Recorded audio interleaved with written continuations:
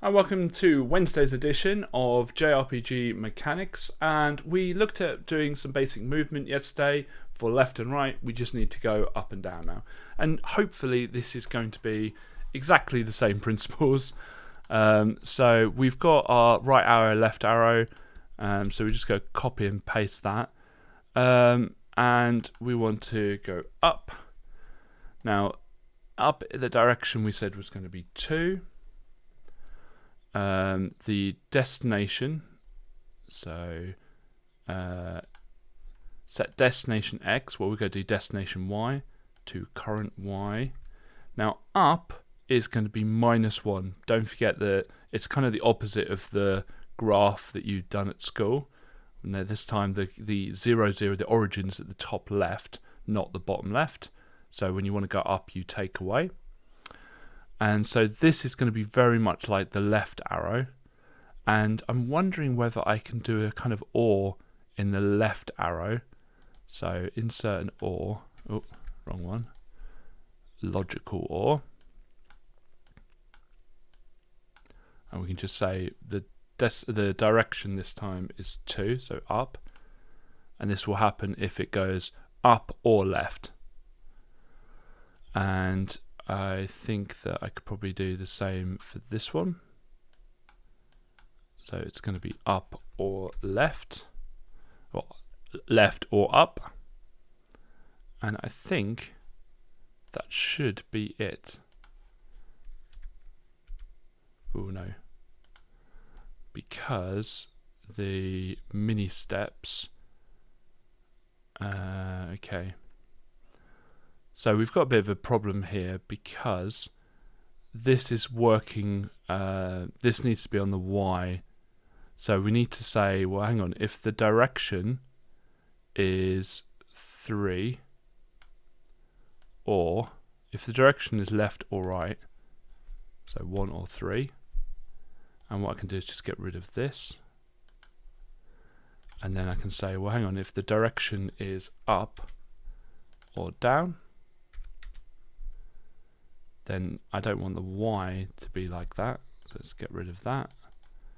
Position, I want to set the Y coordinate to destination of the Y.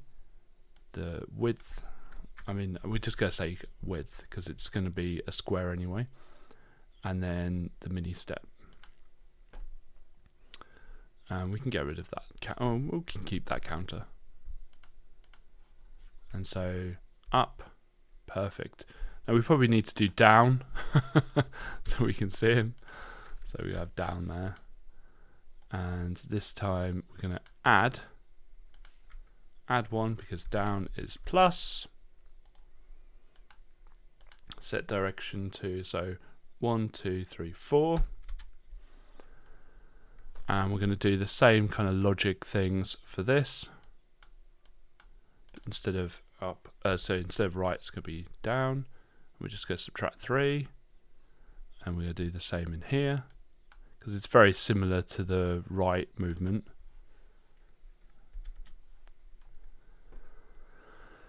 And we've already done this one, so hopefully I can go down. Oh, wow.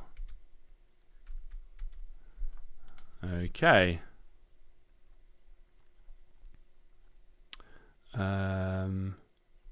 Oh, the mini step should be 64.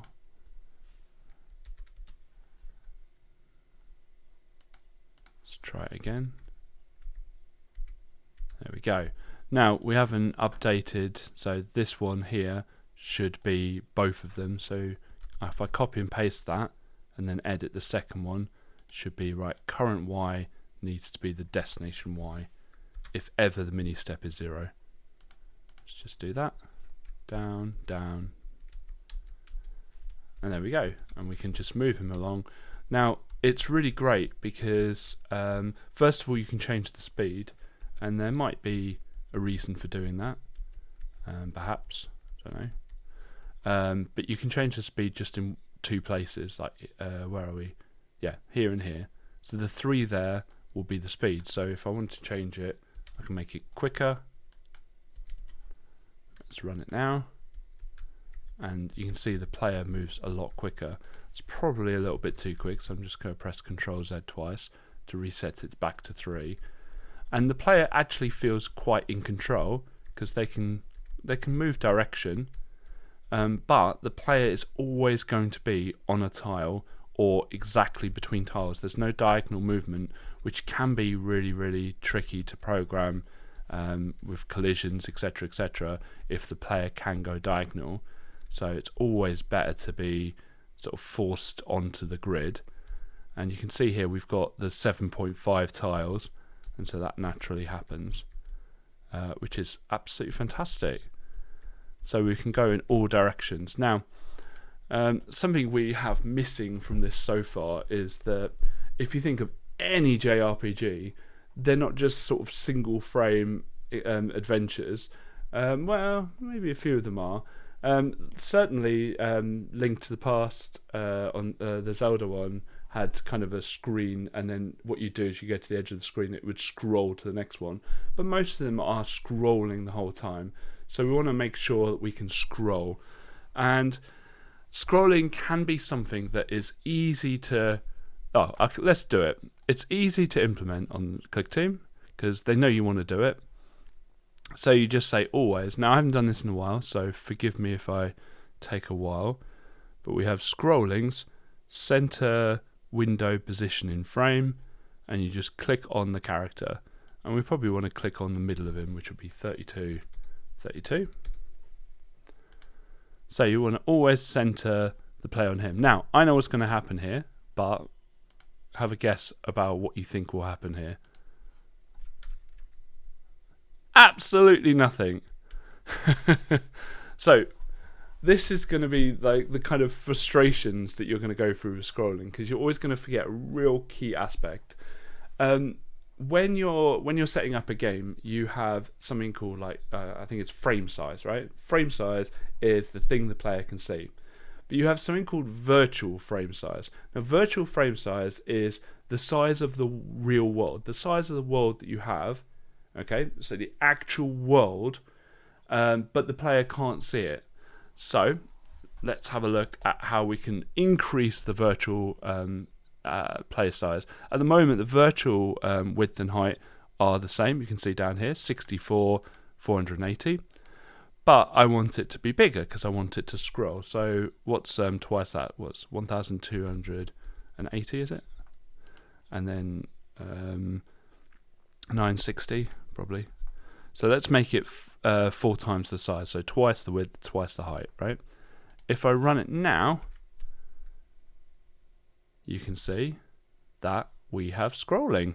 And you can now see the bottom of those tiles, which we couldn't before. How cool is that? Now, the reason you don't get scrolling here, it's centering the frame on the player, but there just isn't any other play area this side, so it just keeps it in. But when I'm walking normally, you can see that the player's always going to be in the middle, as long as I don't go near the sides. So this is like the center of the frame because it's 4 of these. So 1, 2, 3, 4, right? So I can go to the bottom here and it will stop down here. Because remember, there's 8 and there's only 7.5 there, so we'd expect to see a half there. We'd expect to see nothing. Yeah, there we are.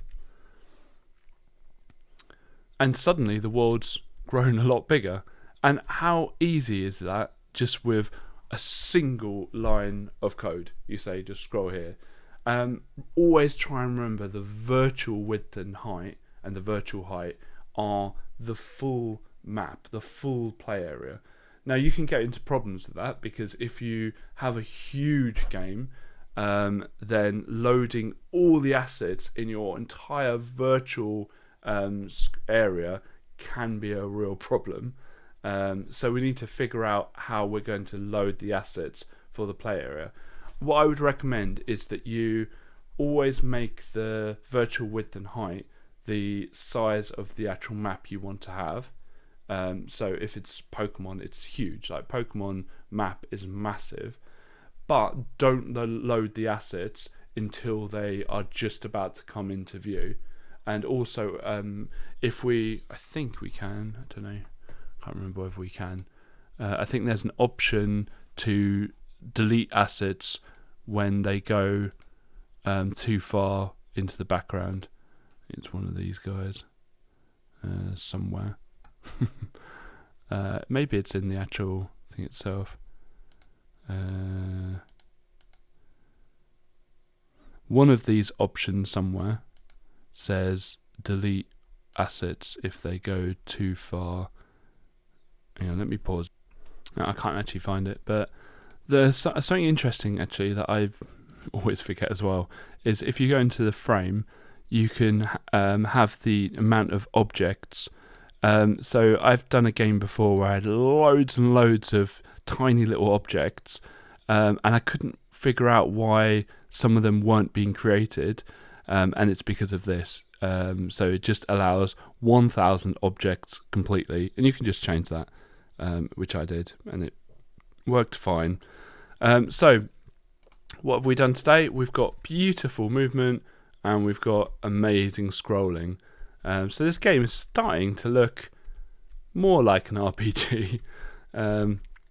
Perhaps that's a tad optimistic, but what we want to do in the next episode is perhaps start the battle. Perhaps we have a battle next episode.